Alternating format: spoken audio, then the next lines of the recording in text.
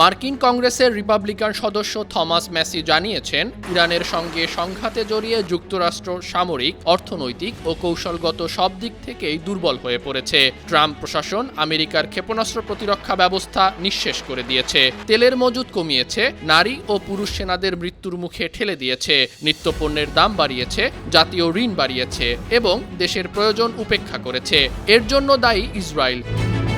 সোমবার সামাজিক যোগাযোগ মাধ্যম এক্সে ম্যাসি আরও অভিযোগ করেন, বিদেশে সামরিক অভিযান পরিচালনার খেসারত দিতে হচ্ছে সাধারণ মার্কিন নাগরিকদের।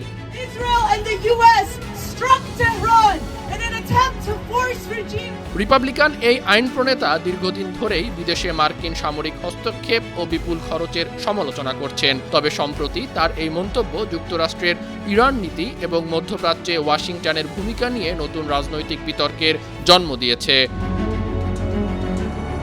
আন্তর্জাতিক ডেস্ক, বান্না টিভি।